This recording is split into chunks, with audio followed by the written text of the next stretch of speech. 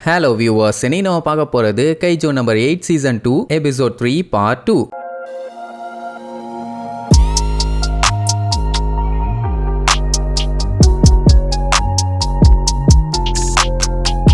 Open பண்ணா போன பார்ட்ல கேப்டன் நருமியும் அடி வாங்கிட்டான உடனே ஹெட் குவார்ட்டர்ஸ்ல இருந்த எல்லாருமே பயந்துகிட்டு இருந்தாங்கல்ல. ஆக்சுவலா 3rd டிவிஷன் இந்த கைஜுவை பத்தி ரிப்போர்ட் ஆல்ரெடி கொடுத்துருக்காங்க. அந்த ரிப்போர்ட்டுக்கும் இப்ப அது சண்டை போடுற விதத்துக்கும் சுத்தமா சம்மந்தமே இல்லை. அது மனுஷங்க கூடவே இருந்து அவங்க என்ன பண்றாங்க, ஏது பண்றாங்க, எப்படி எல்லாம் மூவ் பண்றாங்கன்னு ஒவ்வொரு அசைவையுமே அக்கு வேற ஆணி வேற கத்துக்கிட்டு அதுக்கேத்த மாதிரி அது அப்கிரேடும் ஆகிடுச்சு. அப்படின்னா இது சாதாரண கைஜு இல்ல. மத்த கைஜுவுமே இது வரைக்கும் இந்த மாதிரி நடந்துகிட்டதும் இல்ல. இது எல்லாமே இவங்களுக்கு புதுசா இருக்குது. எப்படியா போச்சுன்னா நம்ம எல்லாத்துக்கும் சங்குதான்னு யோசிச்சுட்டு இருக்கும் போதே அங்க நருமி எனக்கு ரொம்ப ரொம்ப பயமா இருக்குது அப்படின்னு கிண்டல் பண்ணிட்டு இருப்பான். என்னடான்னா அந்த அட்டாக்ல இருந்து இவன் எஸ்கேப் ஆயிருக்கான். அது மட்டும் இல்லாம எல்லாரும் நீ தான் அவங்களுக்கு பிரச்சனையா இருக்கும்னு நினைச்சிட்டு இருக்காங்க. டோன்ட் வரி டாக்கண்ணா, உனக்கு நான் தான்டா பஞ்சாயத்தா இருக்க போறேன் அப்படின்ட்டு அந்த கைஜு கிட்டே சொல்லிட்டு இருப்பான். அந்த கைஜுக்குமே புரியல எப்படி இவன் ஒரு கீரல் கூட விழாம எஸ்கேப் ஆனான்னு. நருமிக்குமே பாத்தீங்கன்னா போர் அடிச்சு போச்சு. இதுக்கு மேல லேட் பண்ண வேண்டாம், என் சூட்டுமே நல்லா வார்ம் அப் ஆயிருச்சுடா விளக்கண்ண, இனி ஸ்டார்ட் பண்ண வேண்டியதான்னு சொல்லிட்டு அவனோட பவரை வெளியில கொண்டு வருவான். அவன் கண்ணுல பாத்தீங்கன்னா அப்படியே அந்த பிளஸ் சிம்பல் வரும். அதை பார்த்துக்கிட்டு இருக்கும் போதே கைஜு நம்பர் 9க்கு இது ஏதோ கைஜுவோட பவர் மாதிரி இருக்குதேன்னு யோசிச்சுக்கிட்டு இருக்கும் போதே நெஞ்சில ஒரு ஓட்டையா போட்டுருவான். நன் எக்ஸ்பெக்டட். ஆனா எப்படியும் கண்டுபிடிச்சிருவேன்னு கான்பிடண்டா இருக்கும். அப்புறம் தான் தெரியுது ரெட்டினா 0001 அதுதான் நருமியோட ஒரு தனித்துவமான வெப்பன். அந்த பவர் பாத்தீங்கன்னா கைஜு நம்பர் 1 கிட்ட இருந்து எடுத்திருப்பானுங்க. சொல்ல போனா அது ரொம்ப ரொம்ப பழமையான வெப்பன். அதை வச்சு அவன் பார்க்கும்போது அந்த கைஜு பாடிக்குள்ள இருக்க பார்ட்ஸ் எல்லாமே கிளீனா தெரியும். அது மட்டும் இல்லாம கைஜு நம்பர் 9 அட்டாக் பண்ணா அசால்ட்டா அதுல இருந்து எஸ்கேப் ஆயிடுவான். இவன் கண்ணு வச்சு சுட்டானா அதால எஸ்கேப் ஆக முடியல. அது என்னதான் ட்ரை பண்ணாலும் அதுல இருந்து எஸ்கேப் ஆகவும் முடியல. அது என்ன மாதிரி பவர்னு கண்டுபிடிக்கவும் முடியல. என்னவா இருக்கும்னு ஒரே குழப்பத்திலேயே அடி வாங்கிட்டு இருக்கும். அது மட்டும் இல்லாம அவன் எந்த பக்கம் மூவ் பண்றானோ அந்த பக்கம் கரெக்டா அட்டாக் பண்றான். அதெல்லாம் சாதாரண விஷயமே இல்ல. அப்புறம் தான் மேட்டரே தெரியுது. கைஜு நம்பர் 1ஆல அடுத்து என்ன நடக்குங்கிறத பார்க்க முடியும். அதுக்காக இந்த உலகமே எப்படி மூவ் ஆயிட்டு இருக்கும் அப்படி இப்படின்லாம் கண்டுபிடிக்க முடியாது.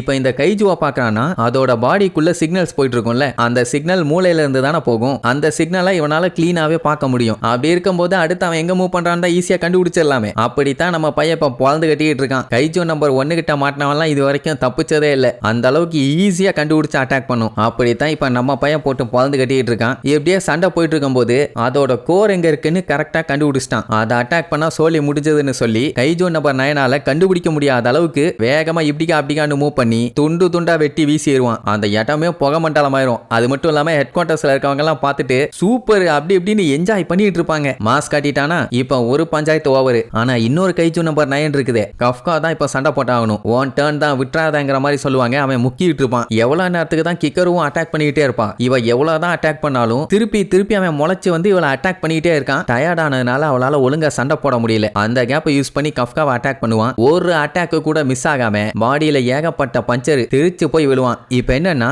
அவனுக்குள்ள இருக்க கைஜு அவனை மாத்திருமோன்னு அவனுக்கு பயம். அன்கண்ட்ரோலபிளா போய் அவனோட ஃப்ரெண்ட்ஸ் அவனே கொண்டுட்டான்னா, ஏன்னா ஐசோவோ கிட்டையும் இப்படித்தானே சண்டை போட்டான். இப்படி சொல்லி புலம்பிட்டு இருந்தவனே இதை கிக்கரு கேட்டுட்டு, ஏன்டா லூசு பையல இதுக்கு தான் இவ்வளவு நேரம் பயந்துகிட்டு இருந்தியா? எங்களை என்ன அவ்வளோ டம்மி பீஸ்ன்னு நினைச்சிட்டு இருக்கியா? நம்ம கேப்டன் எவ்வளவு ஸ்ட்ராங்கான ஆளு. வைஸ் கேப்டன் ஹொஷினாவை பத்தி தெரியும்ல, ரெனோ மத்தவங்கன்னு எல்லாருமே கஷ்டப்பட்டு போராடிட்டு இருக்காங்க. நீயும் அப்படித்தான். உன்னை தேவையில்லாம குறைச்சி எடை போடாத. உன்னால முடியும், நம்மளால முடியும். ஏன்னா நம்ம எல்லாருமே டிஃபென்ஸ் போர்ஸை சேர்ந்தவங்க. அப்படி இப்படின்னு பேசி அவனுக்கு தைரியம் கொடுப்பான். உடனே அவனுமே முக்க ஆரம்பிச்சிருவான். என்னால முடியும், இந்த அளவுக்கு கான்பிடென்ட்டா இருக்க உங்களை நான் ரொம்ப வீக்கா கேவலமா நினைச்சிட்டேன். அதுவும் என் கையால நீங்க சாவீங்கன்னு நினைச்சு பயந்தம் பாத்தீங்களா? அதுதான் இருக்கிறதுலயே உச்சக்கட்ட அவமானம். நான் உங்க எல்லாத்தையுமே நம்புறேன் அப்படின்னு சொல்லி கத்திக்கிட்டே டிரான்ஸ்ஃபார்ம் ஆவான். இத கைஜு நம்பர் 9 கொஞ்சம் கூட எக்ஸ்பெக்ட் பண்ணவே இல்லை. அதே நேரம் சுட்டுட்டு இருந்த கிக்கருக்குமே கண்ணுல புல்லட் தீந்துருமா. மாத்திட்டு இருக்கும் போது அப்படியே பின்னாடி இருந்து வருவான். ஏன் இன்னும் கொஞ்சம் பொறுமையா விவாண்டா ஹோட்டல்ல ரூமை போட்டு தங்கி நல்லா ரெஸ்ட் எடுத்துட்டு வர வேண்டியதானே பண்ணி பாயல அப்படின்னு கண்டபடி திட்டுவா. இன்னொரு பஞ்சாயத்து என்னன்னா அந்த எறும்பு கைஜூஸ் எல்லாம் திருப்பி உயிரோட வந்ததுனால அங்க இருக்க பில்டிங்ஸ் மற்ற இடங்கள்லாம் ரொம்பவே டேமேஜ் ஆயிட்டு இருக்குது. அதனால வார் ஜோனை முடிஞ்ச அளவுக்கு குறைக்கணும், பெருசு பண்ண விடக்கூடாதுன்னு கொடூரமா சண்டை போட்டுட்டு இருப்பாங்க. டைவர்ட் பண்ண ஏதாச்சும் பண்ணணுமேனு பதறிட்டு இருக்கும் போதுதான் கைஜோ நம்பர் 8 ரெடி ஆயிட்டான் அப்படிங்கிற நியூஸ் வரும். அப்பதான் எல்லாத்துக்கும் ஒரு நம்பிக்கையே வரும். அது மட்டும் இல்லாம ஹெட் குவார்ட்டர்ஸ்ல இருந்து ஆபரேஷன் ஃபேஸ் 2 ஸ்டார்ட் பண்ணுங்க அப்படிங்கிற மாதிரி சொல்லிடுவாங்க. கேப்டன் நருமியுமே பாத்தீங்கன்னா இப்ப கைஜோ நம்பர் 8ஆல என்ன பண்ண முடியும்னு நானும் பாக்குறேன் அப்படின்ட்டு ரொம்ப ஆர்வமா வந்துட்டு இருப்பான். அப்ப கைஜோ நம்பர் 9 பார்த்துட்டு எல்லாம் பார்த்தாச்சு கைஜோ நம்பர் 8னா பெரிய பிஸ்கோத்துன்னு நினைப்பா அப்படின்னு சொல்லிட்டு அதோட பவரை யூஸ் பண்ணும். பாத்தீங்கன்னா அந்த ஏரியால செத்து போய் கிடந்த கைஜோ எறும்புங்க எல்லாமே திருப்பி உயிரோட எந்திரிச்சு வர ஆரம்பிச்சிருங்க.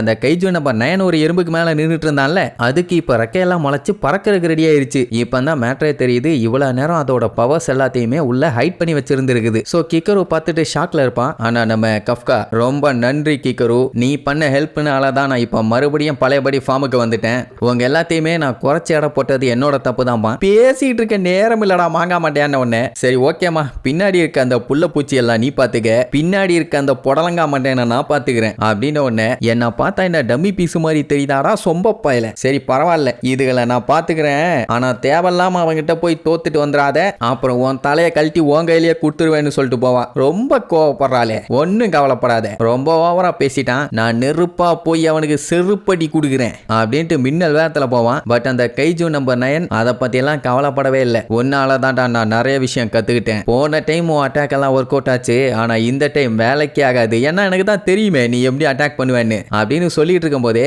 வேகமா ஓடிட்டு இருந்த அவன் காலை சட்டக்குன்னு கீழே இருந்து கயிறு மாதிரி ஒண்ணு வந்து லபக்குன்னு பிடிச்சிக்கும். சோ அவனால ஓட முடியல. இப்ப பாறான்னு சொல்லிட்டு பயங்கரமா ராக்கெட் லான்ச்சர் மாதிரி என்னத்தையோ ரெடி பண்ணுவான். ஐ மீன் அந்த அளவுக்கு பவர்ஃபுல்லா அதோட கை ரெடியான மாதிரி ஆகும். இதுல யார வேணாலும் கொல்ல முடியும், நீ எல்லாம் ஜுஜுபின்னு சொல்லிட்டு அட்டாக் பண்றதுக்குள்ளேயே நம்மால அந்த எறும்போட பாடிக்குள்ள பூந்து அதோட கோரை பிச்சு வெளியில கொண்டு வந்துருவான். இதை அந்த 9 எக்ஸ்பெக்ட் பண்ணவே இல்லை. பட் இருந்தாலுமே கைஜோ நம்பர் 9 அதோட பவரை யூஸ் பண்ணி அந்த எறும்பை கண்ட்ரோல் பண்ணி நம்மால கண்ட மேனிக்கு அட்டாக் பண்ணுவான். எல்லா அட்டாக்கையும் அசால்ட்டா தடுப்பான். இது வரைக்கும் கைஜோ நம்பர் 8 பாத்தீங்கன்னா அவனோட ஃபுல் பவரை யூஸ் பண்ணவே இல்லை. இப்ப காட்டாண்டா நான் யாருன்னு அப்படின்ட்டு மேலெல்லாம் ஜம்ப போட்டு ரயில்வே ட்ராக்ல போய் நின்னுகிட்டு அங்க இருந்து அட்டாக் பண்ண ரெடி ஆவான். மறுபடியும் கீழே இருந்து கயிறு வந்து லாக் பண்ணும். மாட்டிக்கிட்டியா கிண்டல் பண்ணிட்டு இருப்பான். போடா மானங்கட்ட பால அப்படின்ட்டு ஹெவி ஹைட்டுக்கு ஒரு ஜம்ப போட்டு மேல இருந்து வந்த வேகத்துல ஒரு பஞ்ச் பண்ணுவான் பாருங்க. கைஜோ நம்பர் 9 பார்த்துட்டு இவன் முன்ன மாதிரி இல்லையே, எப்படி இப்படி மாறினா அப்படின்னு யோசிச்சுட்டு இருக்கும் போது அந்த இடத்துல ஒரு பயங்கரமான பிளாஸ்ட். எல்லாம் என்னாச்சுன்னு ஆர்வமா பார்ப்பாங்க. தரையா வச்சு அடிச்சதுல அங்க ரத்த மலையே பெய்யும். ஹெட் குவார்டர்ஸ்ல இருந்தவங்களும் இப்படி ஒரு அடியை எதிர்பார்க்கல. சோ ஒரு வழியா மாஸ் காட்டிட்டான் நம்ம பையன் அப்படின்னு சந்தோஷப்படும் போது தான் இன்னொரு ஆப்பு காத்துக்கிட்டு இருக்குது. அது என்ன ஏதுன்னு அடுத்தடுத்த எபிசோட்ல பார்க்கலாம். டாடா.